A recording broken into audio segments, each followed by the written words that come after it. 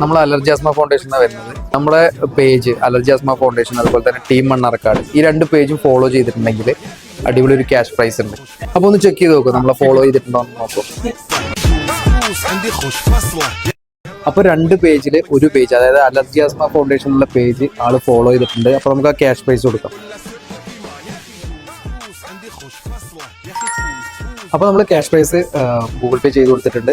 Okay, എൻവയോൺമെന്റിൽ അലർജിക്ക് main ആയിട്ട് കാരണമാകുന്നതെന്ന് വെച്ചാൽ house dust mites എന്ന് പറയും. അതായത് ഇതുപോലുള്ള സോഫ അല്ലെങ്കിൽ ചെയർ, ഈ സ്പേസിലൊക്കെ ഹൗസ് ഡസ്റ്റ് മൈറ്റ്സ് എന്ന് പറഞ്ഞ സാധനം എന്ന് വെച്ച് കഴിഞ്ഞാൽ പൊടിച്ചെള്ളുകൾ എന്നാണ് പറയും. നമുക്ക് നോർമലി നമുക്ക് കണ്ണുകൾ കൊണ്ട് കാണാൻ പറ്റില്ല, പക്ഷേ ഇത് നമുക്കൊരു അലർജി അല്ലെങ്കിൽ തുമ്മലിനൊക്കെ ഉള്ളൊരു പ്രോബ്ലം ഉണ്ട്. പക്ഷേ ഇവിടെ നമ്മൾ നല്ല നീറ്റ് ആൻഡ് ക്ലീൻ ആയിട്ട് ഇട്ടിരിക്കുന്നു, അല്ലെങ്കിൽ വേറെ ബുദ്ധിമുട്ടൊന്നും നമുക്ക് തോന്നുന്നില്ല. അപ്പോൾ അതുകൊണ്ടാണ് ഈ ഒരു അലർജി നിങ്ങൾക്ക് പ്രോബ്ലം ആയിട്ടൊന്നും തോന്നാത്തത്, ഇവിടെ വേറെ ബുദ്ധിമുട്ട് തുമ്മൽ അല്ലെങ്കിൽ അങ്ങനത്തെ പ്രശ്നമൊന്നും തോന്നാത്തത്.